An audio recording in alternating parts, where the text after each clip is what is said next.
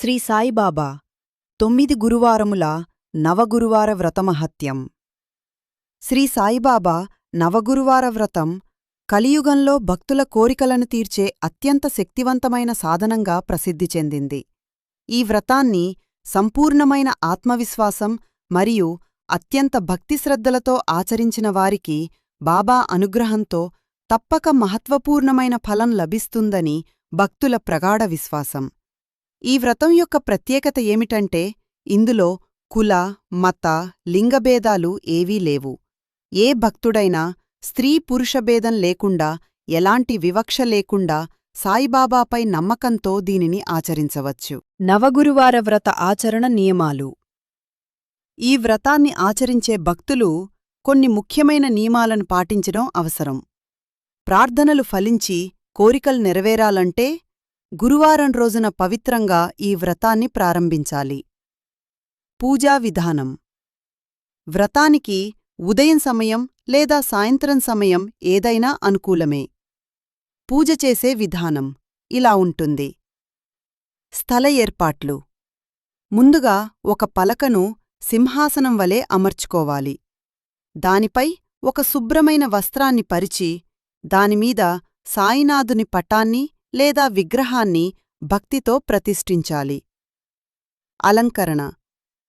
సాయినాథుని నుదిటిపై పవిత్రమైన చందనం మరియు తిలకం దిద్దాలి.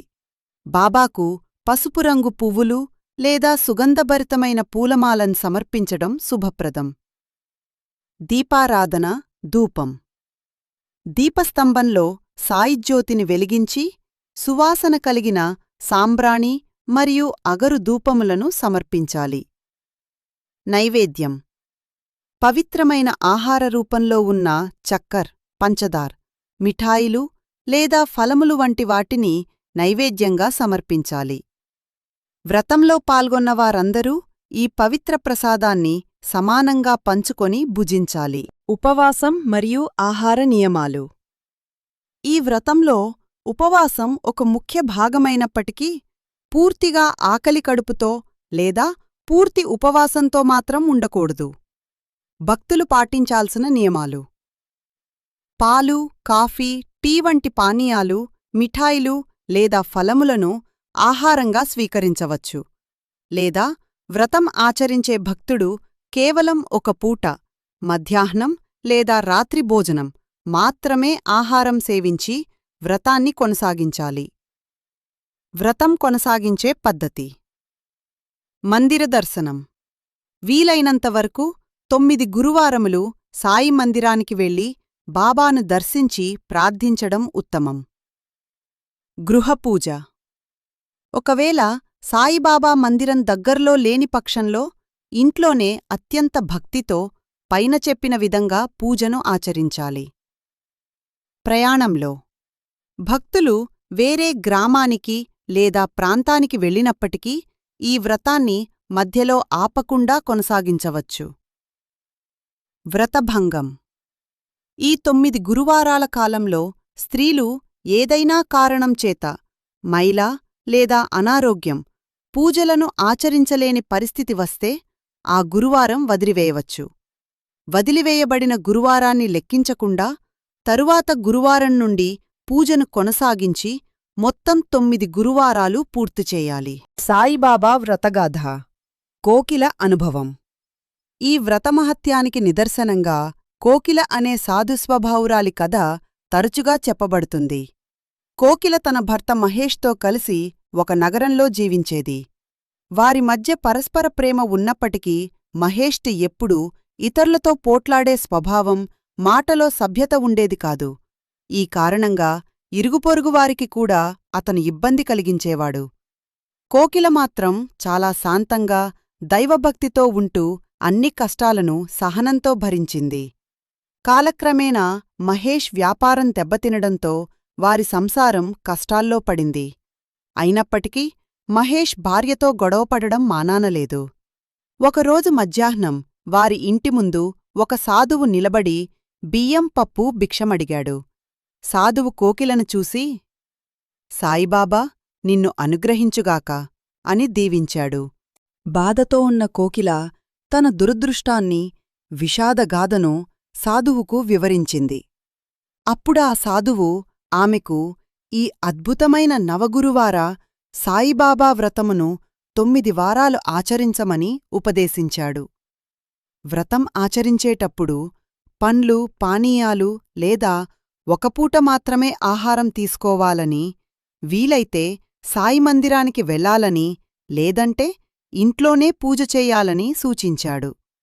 ముఖ్యంగా 9వ గురువారం రోజున పేదలకు అన్నదానం చేసి తన శక్తి సామర్థ్యాలకు అనుగుణంగా 5, 11 లేదా 20 సాయి వ్రత పుస్తకాలను ఇతరులకు ఉచితంగా పంచిపెట్టాలని ఆదేశించాడు.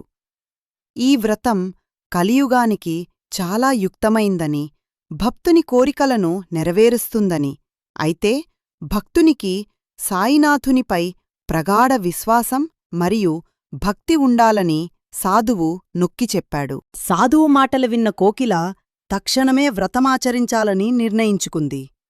నిర్దేశించిన సమయం ప్రకారం భక్తితో వ్రతం పూర్తిచేసి 9వ గురువారం పేదలకు అన్నదానం చేసి సాయి వ్రతపుస్తకాలను పంపిణీ చేసింది. కొన్ని రోజుల్లోనే ఆమె కష్టాలన్నీ మటుమాయమయ్యాయి. ఇంట్లో శాంతి, సంతోషం నెలకొన్నాయి. మహేష్ యొక్క పోట్లాడే స్వభావం శాశ్వతంగా అంతరించి అతని వ్యాపారం మళ్లీ అభివృద్ధి చెందింది. కొద్ది రోజుల తర్వాత సూరత్ నుండి కోకిలబావ, బావుమర్దలు వచ్చారు. వారి పిల్లలు చదువులో బాగా వెనుకబడి ఉన్నారని, పరీక్షలలో ఉత్తీర్ణులు కాలేకపోతున్నారని బాధపడ్డారు. కోకిలవారికి కూడా ఈ అద్భుతమైన 9 గురువారాల వ్రతం గురించి వివరించింది. ఆత్మవిశ్వాసం మరియు సహనంతో సాయిబాబాను ప్రార్థిస్తే వారి పిల్లలు తప్పక చదువులో ప్రగతిని సాధించగలరని సలహా ఇచ్చింది. కోకిల చెప్పిన నియమాలన్నీ తెలుసుకొని వారు కూడా వ్రతాన్ని ఆచరించారు. కొన్ని రోజుల తర్వాత సూరత్లోని అక్కాబావల నుండి కోకిలకు ఉత్తరం అందింది. వారి పిల్లలు వ్రతం ప్రారంభించారని, ఇప్పుడు బాగా చదువుకుంటున్నారని, తాము కూడా వ్రతం పూర్తిచేసి సాయి వ్రతపుస్తకాలను పంచిపెట్టామని రాశారు. అంతేకాక వారి స్నేహితురాలు ఈ వ్రతం ఆచరించడంచడం ద్వారా ఆమె కుమార్తెకు చక్కని వివాహం నిశ్చయమైందని, అలాగే పొరుగింటివారు పోగొట్టుకున్న నగలు కూడా వ్రతం ఆచరించిన 2 నెలలకే ఎవరో ఆగంతకుడు తిరిగి పంపాడని ఆ ఉత్తరం ద్వారా తెలియజేశారు. ఇంత అద్భుతమైన అనుభవాలను తెలుసుకున్న కోకిల భగవానుని శక్తిని, సాయి వ్రత మహిమను తెలుసుకొని తన భక్తిని మరింత ప్రగాఢం చేసుకుంది. ఉద్యాపన విధానం 9 గురువారములు. వ్రతం విజయవంతంగా పూర్తి అయిన తరువాత ఆ వ్రతానికి పరిపూర్ణత చేకూర్చే ఉద్యాపన కార్యక్రమాన్ని తప్పక నిర్వహించాలి. అన్నదానం. 9వ గురువారం రోజున తప్పనిసరిగా కనీసం 5 మంది బేదలకు, పేదవారికి అన్నదానం చెయ్యాలి. పుస్తక పంపిణీ. ఈ వ్రతం యొక్క శక్తిని, మహిమను నలుగురికి తెలియచేయటానికి సాయిబాబా వ్రతం పుస్తకములను 5, 11 లేక 20 ఉచితంగా పంపిణీ చెయ్యాలి. పుస్తక పూజ. 9వ గురువారం నాడు ఈ పుస్తకాలను పూజాగృహంలో ఉంచి పూజించిన తరువాతే ఇతరులకు పంచి ఇవ్వాలి. ఈ విధంగా పుస్తకం ప్రసాదముగా అందుకునే వారికి కూడా సాయిబాబా దైవానుగ్రహం లభిస్తుందని నమ్మకం. ఈ వ్రతం భక్తులకు కేవలం కోరికలను తీర్చడమే కాకుండా జీవితంలో శాంతి, ఆనందం మరియు స్థిరత్వాన్ని కూడా ప్రసాదిస్తుంది.